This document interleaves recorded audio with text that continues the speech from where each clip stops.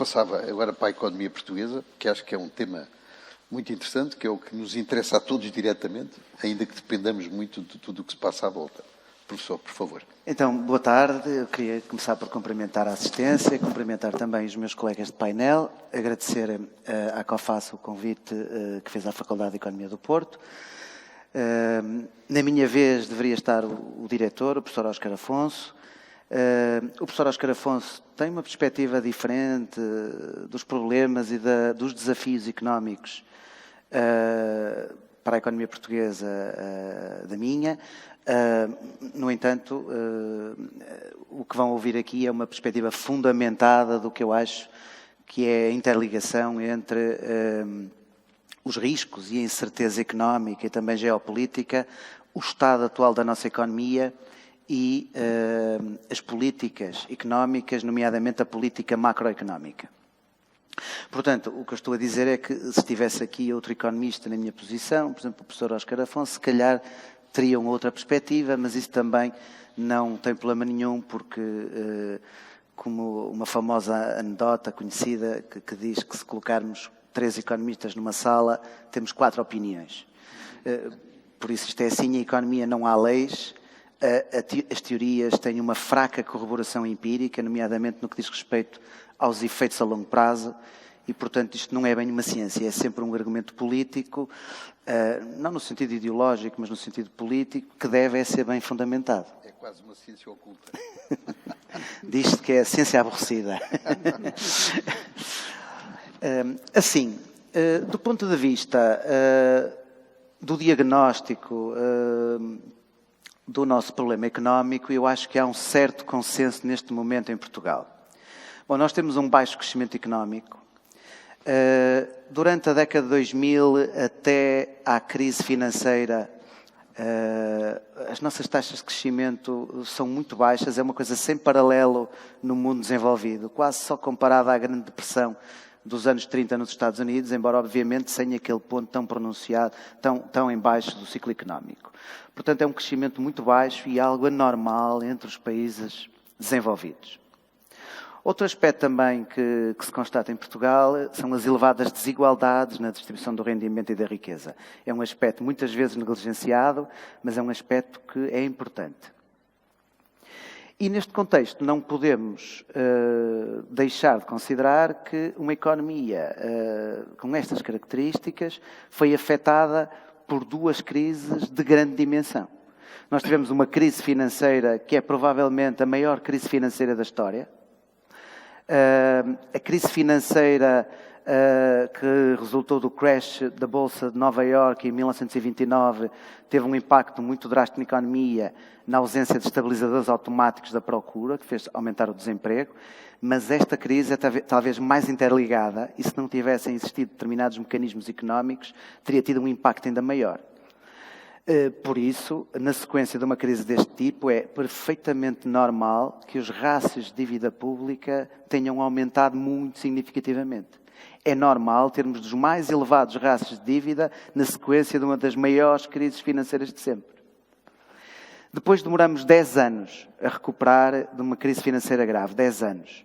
E 10 anos para recuperar o PIB real que tínhamos em 2008. Porque se considerarmos uma tendência de crescimento ainda que anémica, não demoramos 10 anos a recuperar. Ainda nem sequer recuperamos. E é neste contexto que a seguir temos uma crise pandémica, que é também considerada do ponto de vista económico uma das maiores crises de sempre. E isso pressionou naturalmente as finanças públicas e a economia. Portanto, nós não podemos ignorar estas 2 crises muito significativas. O contexto da nossa economia é também um contexto de baixa taxa de natalidade, um baixo crescimento de população. A população efetivamente só não diminui por causa da imigração. E isto é também um problema económico. Uma economia que tem uma estrutura produtiva muito assente em setores muito intensivos em trabalho, com pouca incorporação tecnológica, em que a procura externa é pouco dinâmica, em que as empresas sofrem uma forte concorrência e em que competem essencialmente pela via do preço. Isto origina baixos salários e baixa produtividade. Uma economia com uma excessiva dependência do turismo, é sabido, e uma economia que, por isto, está muito dependente da evolução da conjuntura internacional e da ocorrência de choques. É uma economia sempre especialmente afetada por este tipo de acontecimentos, crises financeiras, crises económicas, seja qual for a sua proveniência. Algo que também se nota e que é anormal no contexto de outros países, incluindo os europeus, é o muito baixo investimento público e privado. E isto é, do meu ponto de vista, um dos grandes fatores do nosso baixo crescimento económico. E, com tudo isto, uma economia que tem uma elevada propensão para crises de dívida pública do tipo autoalimentado. O que é que isto significa? Dada a natureza dos mercados de dívida, em que os governos fazem o chamado rollover, ou seja, pedem empréstimos, parcialmente para pagar empréstimos anteriores, e isto faz o governo português e fazem todos os governos do mundo, exceto aqueles países que têm excedentes orçamentais crónicos, porque produzem petróleo ou gás. Todos os países fazem isto. Mas, dada a natureza deste mercado de dívida, sempre que há uma crise, sempre que há um pânico nos mercados financeiros, os investidores fogem para a liquidez. Quer dizer, independentemente do que Portugal possa fazer, independentemente do seu esforço para controlar o rácio de dívida, independentemente das políticas de austeridade que possam ser aplicadas, independentemente de tudo que a gente possa fazer para melhorar, nós não vamos conseguir ser melhores que os Estados Unidos, que a Alemanha, que a França, que a Inglaterra, que a Suíça, que o Japão. E por isso, num contexto de crise, mesmo que a nossa dívida pública seja baixa, é muito provável que os investidores fujam para a liquidez e nós voltamos a ter um problema de dívida, exceto se o Banco Central intervir, se fizer o que deve, que foi o que fez a partir de 2015, e comprar ativos, incluindo dívida pública em mercado secundário, numa escala muito significativa. E foi isso que, efetivamente, acabou com a crise das dívidas soberanas em Portugal. E foi também por isso que, na sequência da crise pandémica, que em Portugal não ocorreu uma crise das dívidas soberanas. Que o Banco Central lançou um vasto programa de compra de ativos financeiros, incluindo dívida pública. Porque Portugal foi dos países mais afetados pela crise pandémica. Portanto, não há nada surpreendente os juros terem subido, mas não terem subido muito significativamente, devido a essa pronta ação do Banco Central. Então, a política macroeconómica importa. A política orçamental e a política monetária importa. Isto não é só o que é que nós podemos fazer por nós próprios quando as políticas macroeconómicas são erradas. E as políticas macroeconómicas são muito potentes, para o bem e para o mal. Então, este é o contexto. Um contexto que é, creio eu, relativamente consensual. Agora, o que não é tão consensual são as medidas, são as políticas e a forma como isto se interliga com a possibilidade de ocorrência de determinados choques e riscos. Um aspecto também que creio que sabem, mas vale a pena enfatizar, é a distinção entre risco e incerteza. Não é? Nós falamos de risco quando conhecemos a função de distribuição de probabilidade de um acontecimento, e falamos de incerteza quando não conhecemos. Ou seja, incerteza é um desconhecimento mais fundamental. Nas palavras do Donald Rumsfeld, o ex-secretário de Estado, ex-secretário do Tesouro americano, em que num famoso discurso a propósito das armas de destruição massiva no Iraque, ele dizia que há coisas que nós sabemos, há coisas que nós sabemos que não sabemos, e há coisas que nós não sabemos que não sabemos. E isto é incerteza. Portanto, nós temos não só risco, ainda é passível de alguma medição, mas também incerteza. E era desejável que, quando nós montamos as instituições económicas e quando implementamos políticas económicas, tivéssemos em conta coisas que nós não sabemos, mas que estão sempre a acontecer. Não? Este estado de coisas no nosso país, que não é assim brilhante, acontece ao mesmo tempo em que nós não temos, basicamente, instrumentos de política económica. A política monetária é decidida pelo Banco Central Europeu para toda a União Europeia, portanto, Portugal não tem política monetária autónoma. A política orçamental ainda está na mão do Governo, mas muito condicionada pelas regras orçamentais da União Europeia. E com todas as pressões vindas do Banco Central Europeu e também da Comissão Europeia. Portanto, a política orçamental muito condicionada também pelas regras da União Europeia. E depois, basicamente, a política industrial que é proibida à luz das regras de concorrência. Portanto, a capacidade do país conduzir política económica, sobretudo a macroeconómica, é muito limitada. E isto significa que não é necessariamente pelo facto de nós termos um problema económico que nós o vamos conseguir resolver, sobretudo com medidas simplistas e no curto prazo. Eu acho que isso não vai acontecer. Portanto, não há nada de muito imediato e de muito simples que o país possa fazer para inverter este estado de coisas.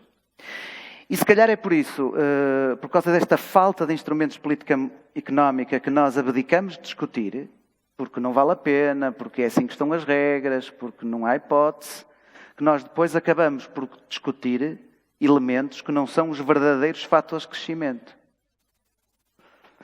O crescimento económico a longo prazo, francamente, não é determinado pelos custos de contexto das empresas, pelos problemas do sistema de justiça, nem pela carga fiscal. Nenhum destes fatores é ensinado, estudado, investigado e se conclui que sejam os fatores de crescimento a longo prazo. Ora, o fator de crescimento a longo prazo fundamental é o investimento público e privado em investigação e desenvolvimento que origina progresso tecnológico. Como é que isso se faz? É straightforward? Claro que não. Por outro lado, é mau reduzirmos os custos de contexto, provocar algum alívio fiscal, nomeadamente às pessoas, e melhorar a questão da justiça? Obviamente que não, a resposta é óbvia. Mas será isso que são os verdadeiros fatores de crescimento? A literatura económica não é isso que diz. Portanto, temos que ir ao ponto da questão. Portanto, se insistirmos nesta lógica, nós vamos continuar a ter baixo crescimento. Mudar esta lógica, obviamente, também não é fácil. Do ponto de vista da política orçamental, o que eu aqui mostro são os valores médios com os desvios padrão dos multiplicadores dos instrumentos orçamentais, ou seja, qual é o impacto final, acumulado, tendo em conta todos os efeitos que as políticas orçamentais têm na economia. Este estudo é o resultado de uma meta-regression. Uma meta-regression é uma espécie de média de uma série de estudos credíveis, publicados, muito alargada, que nos dá valores médios dos multiplicadores. E os resultados são absolutamente claros. Os multiplicadores da despesa pública são sistematicamente maiores que os multiplicadores dos impostos. E dentro da categoria de multiplicadores da despesa, os do investimento público são cerca de 3 vezes maiores do que os multiplicadores dos impostos. Isto não é só para Portugal, é para um conjunto alargado de países.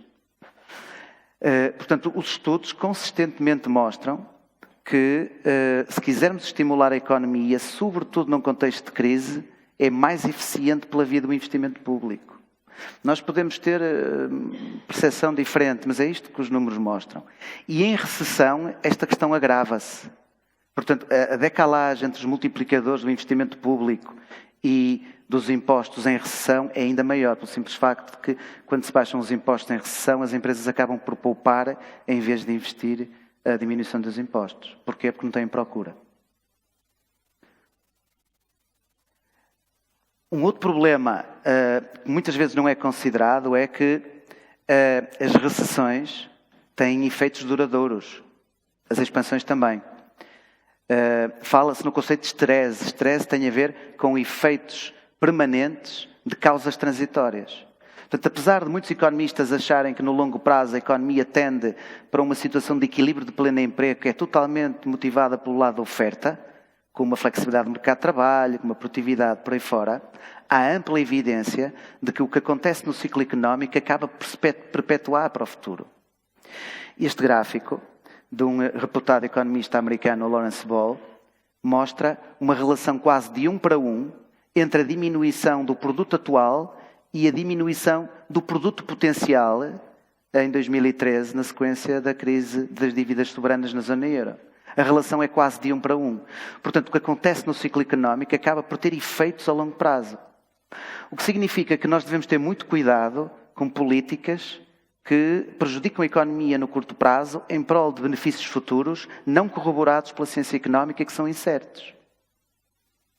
Portanto, eu sou muito crítico das medidas de austeridade, com aquela ideia de que temos que sofrer agora para produzir efeitos benéficos no futuro. Eu não acredito nisso, e não acredito nisso porque existem fatores de perpetuação dos choques alguns deles ali elencados, como o facto do investimento privado em investigação e desenvolvimento ter uma natureza procíclica, quer dizer que baixa em recessão e aumenta em expansão, e o investimento em investigação e desenvolvimento é um fator determinante do crescimento a longo prazo.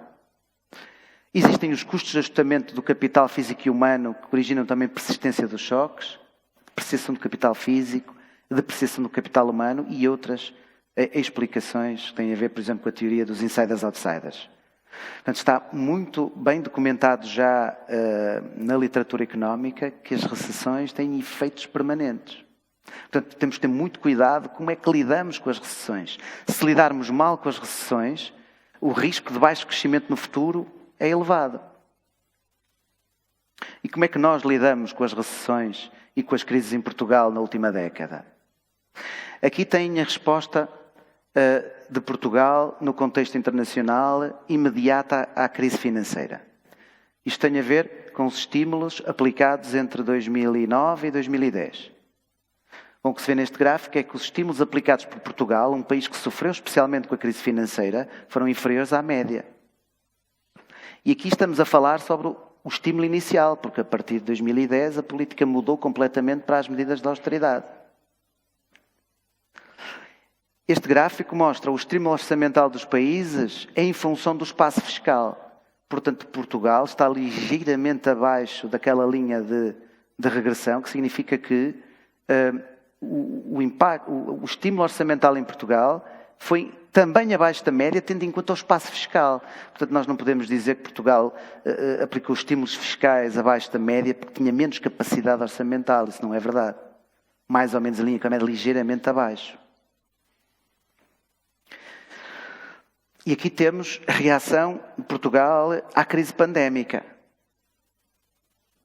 Bastante abaixo da média também da União Europeia. Okay? Estímulos maiores que aqueles que foram aplicados durante a crise financeira, mas abaixo da média. Se tivermos em conta que Portugal foi um país especialmente afetado pela pandemia, dada a exposição da sua economia aos serviços que foram afetados por causa do confinamento, se tivermos em conta o estímulo orçamental em proporção da diminuição do PIB, num estudo de Paul de Grau, economista que já foi consultor da Comissão Europeia, muito reputado, economista belga, Portugal aparece aqui neste conjunto de países em último. Portanto, Portugal, quer numa crise, quer noutra, é dos países que reagiu com menos estímulos orçamentais. E isso não se justifica só, como eu já disse, pela falta de espaço fiscal. Portanto, se as crises se perpetuam e se nós reagimos assim, não é de admirar que o nosso crescimento seja baixo. Depois, a questão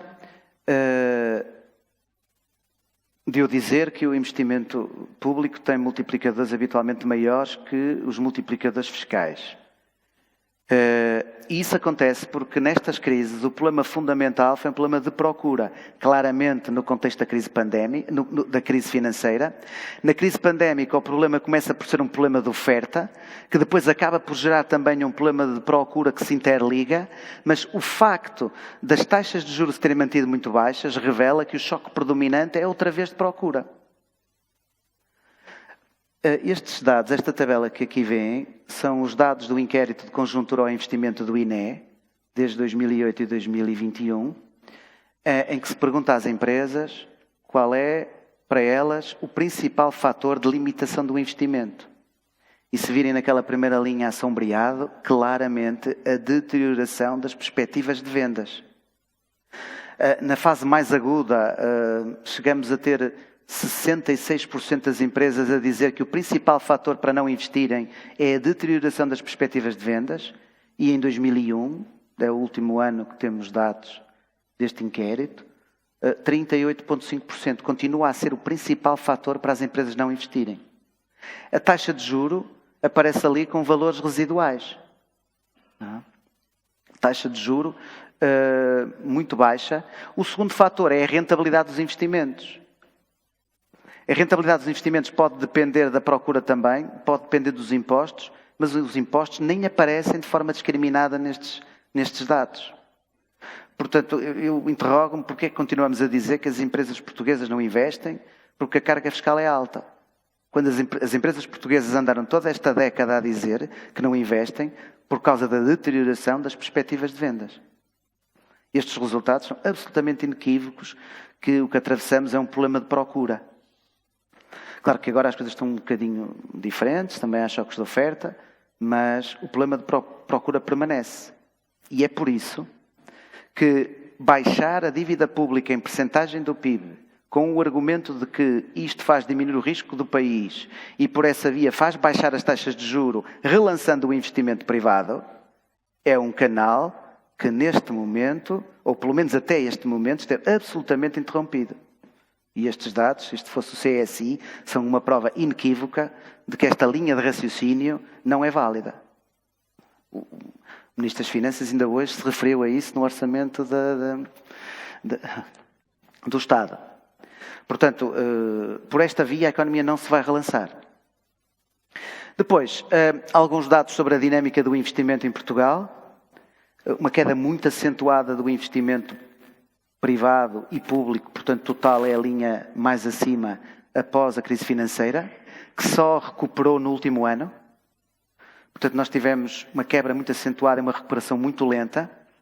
O investimento público, eu não consigo apontar, é a linha laranja, nem sequer recuperou, nem mostra as dados de recuperar a sério em relação à diminuição após a crise financeira. Portanto, nós temos claramente um problema de investimento público, temos também um problema de investimento privado. Comparando com outros países,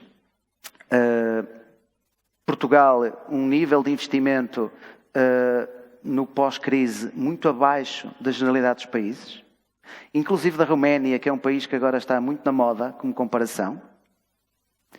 Aqui tem dados mais recentes, 2019, 2020, 2021. Portugal está ali representado a preto, é um investimento público, comparação internacional. Vejam o caso da Roménia, está um bocadinho à direita. Não é? Portanto, é significativamente diferente. Aqui tenho o investimento em investigação e desenvolvimento, que é um dos fatores que cria de forma não direta, obviamente, mas progresso tecnológico é a linha a preto. Temos um conjunto de países desenvolvidos e temos a média da OCDE a laranja. Portugal claramente abaixo. Portanto, e para mim é aqui que está o problema da falta de crescimento do país. Em termos de riscos, de perspectivas, ao nível da política monetária, portanto, a taxa de juros de referência, a principal taxa de juros de referência do Banco Central Europeu subiu muito drasticamente no último ano, de 0 para 4,5. Isto nunca aconteceu, é uma subida muito abrupta. Todos os manuais de economia monetária nos dizem que não deve ser feito assim. A reação a choques de oferta deve ser mais lenta porque prejudica a economia. Prejudica também as empresas, as instituições, porque o valor dos instrumentos financeiros no seu ativo baixa quando as taxas de juros sobem, sem que as empresas se consigam adaptar. O próprio BCE admite que esta política monetária restritiva está a fazer diminuir a taxa de crescimento económico em média cerca de 1 ponto percentual por ano até 2024. O BCE preconiza que os Estados-membros da União Europeia não apliquem política orçamental expansionista para neutralizar o caráter restritivo da política monetária. Portanto, o BCE quer mesmo produzir um abrandamento na economia para controlar a inflação pela via da procura. Portanto, vejam o drama que isto é. Depois temos toda uma década com choques negativos do lado da procura muito significativos e agora, para controlar a taxa de inflação, temos que provocar uma desaceleração da economia. Portanto, quem fala numa agenda de crescimento para Portugal, pois tem que considerar que o Banco Central Europeu preconiza exatamente o contrário. Aqui a incerteza é qual será a chamada Target Consistent Terminal Rate, que é a taxa de juros de referência consistente com uma taxa de inflação próxima dos 2%. Eu acredito que a taxa de juros poderá ainda subir mais um pouco. E se os choques de oferta não se desvanecerem e se agravarem, por exemplo, com este problema no Médio Oriente, a taxa de juros poderá permanecer alta durante muito tempo e isto será um fator restritivo para a economia. Poderá, inclusive, levar a uma recessão. Portanto, as perspectivas, do ponto de vista da política monetária, são estas. para acabar, a questão da política orçamental. Portanto, em cima de tudo isto, em cima da nossa dificuldade de crescer, em cima de uma política monetária restritiva, nós temos um orçamento para 2023 que foi classificado, e bem, pelo Conselho das Finanças Públicas, como restritivo e procíclico. Mesmo contando com o PRR, a política orçamental em 2023 é restritiva. Portanto, nós não podemos dizer, estão a ver, o PRR não resulta. Não resulta porque o PRR é neutralizado por uma política orçamental restritiva que mais do que o compensa. E isto é assim, avaliado pelo Conselho das Finanças Públicas, e eu partilho. A Comissão Europeia e o BCE têm também aconselhado os Estados a aplicarem uma política orçamental neutra, ou seja, não aplicarem política expansionista. Portugal, também agora, foi além do que é preconizado, porque aplicou uma política orçamental restritiva. Ao mesmo tempo que a Comissão Europeia e o BCE advogam esta postura para a política orçamental, dizem que os Estados devem ter um enfoque no investimento. E investimento em quê? Nas áreas que neste momento são mais ou menos consensuais. A transição energética, a transição digital, os transportes, a resiliência. O BCE e a Comissão Europeia neste momento não preconizam como fator de crescimento, e no meu entender bem, a descida de impostos. Não é a descida de impostos que é preconizada por estas instituições como um fator de crescimento. Qual é? É o foco no investimento.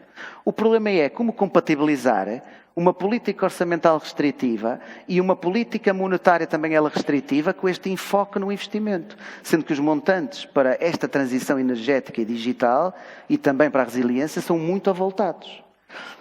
E por isso, portanto, as perspectivas de crescimento são de abrandamento, as perspectivas para a inflação são de uma redução, mas talvez mais lenta do que aquilo que é perspectivado, e a possibilidade de continuarmos com taxas de crescimento anémicas, em prejuízo de todos nós,